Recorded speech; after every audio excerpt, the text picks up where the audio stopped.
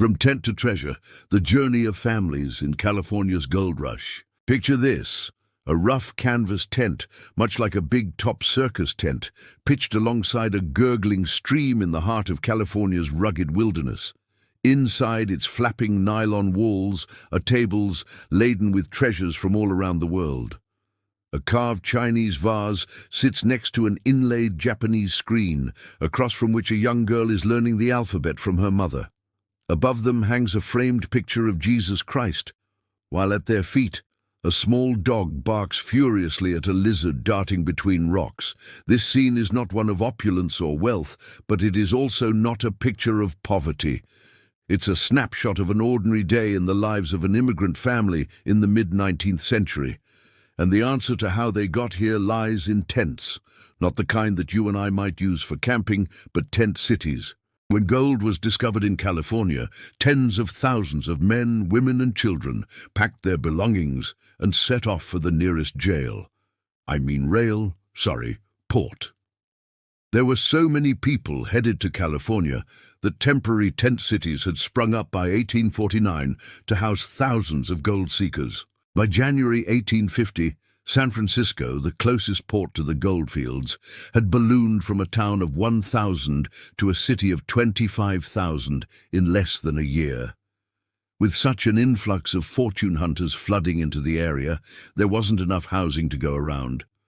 However, there were plenty of open spaces where tents could be set up, and tents were synonymous with the gold rush era.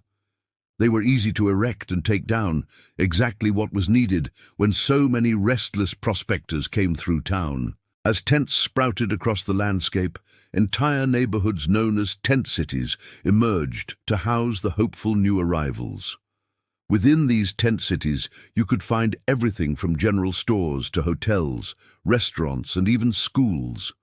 In fact, the first public school west of the Rocky Mountains was established in a tent in San Francisco in 1849. These tent cities weren't just temporary shelters, they were symbols of a dream. They represented the promise of a new life, a chance to strike it rich and return home with more money than they ever imagined possible. Within these tents lived people from all walks of life, all united by the common goal of finding gold. There were young men looking for adventure, married couples seeking a better life, and even families with young children. Among them were immigrants from China, Germany, Ireland, and many other countries who hoped that California would offer them a better future than the one they had known at home. The discovery of gold at Sutter's Mill in January 1848 set off a chain reaction that would forever change the course of American history. News of the gold fields spread like wildfire, drawing in fortune hunters from all over the world. These gold seekers, or 49ers, named so because most arrived in 1849, descended upon California in droves. San Francisco, being the closest port to the gold fields, became the entry point for most of these adventurers. When they arrived, they found a small village with a population of around 1,000 people. But within months, this sleepy town had transformed into a bustling city of 25,000. This rapid urbanization happened faster than any other city in U.S. history. To put this in perspective, New York City's population doubled in size over the course of 35 years. San Francisco's doubled in less than one. With this sudden population boom came a host of challenges. One of the most pressing was the lack of housing. There simply weren't enough houses to accommodate the thousands of people pouring into the city every day. However, there was an abundance of open spaces where tents could be pitched, leading to the rise of tent cities. These tent cities were more than just temporary shelters. They became integral parts of the social fabric of the city. They housed not only miners and adventurers, but also merchants, shopkeepers and artisans who provided the goods and services that sustained the burgeoning population. In these tent cities, you could find everything from general stores to hotels, restaurants and even schools.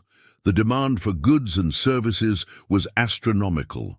As the population soared to 25,000, the need for basic supplies, food and clothing to more luxurious items increased proportionally. This surge in demand created a thriving market for businesses. Imagine setting up a tent right outside the city limits. You could sell provisions, tools, clothing, and just about anything else you could think of, all to the hordes of people who are coming into town each and every week.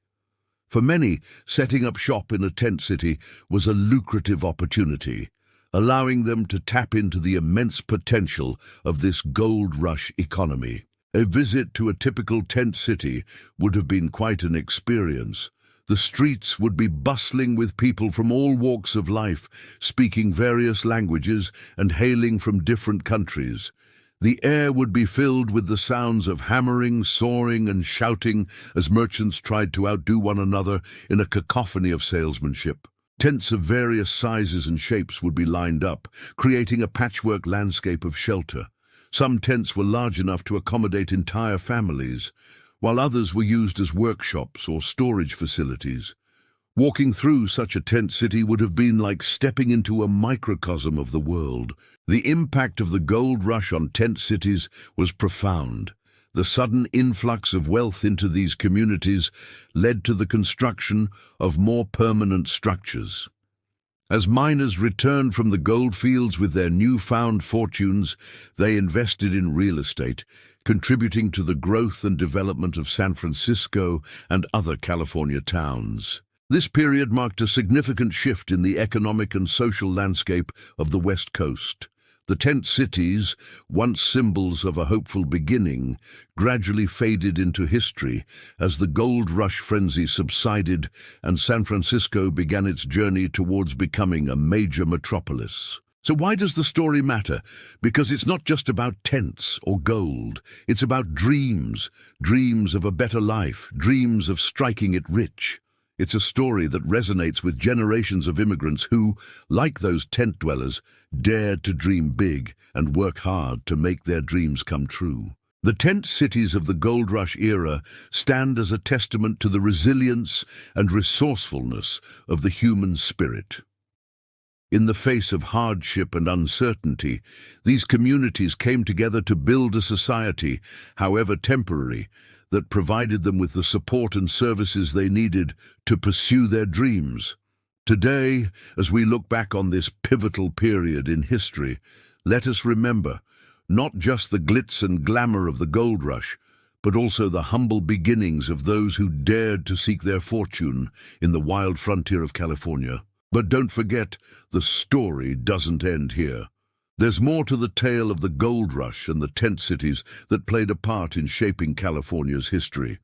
And if you want to know more, I invite you to explore further resources that can provide additional insights into this fascinating period. One great place to start is the website of the California State Parks.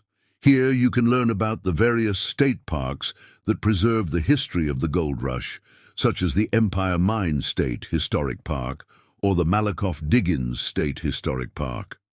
You can also visit the websites of museums that have exhibits on the gold rush, such as the California State Railroad Museum or the Nevada State Museum. If you're interested in the stories of the people who lived during the gold rush, then you should check out the website of the Bancroft Library at UC Berkeley. They have a vast collection of manuscripts, photographs, and other materials related to the gold rush.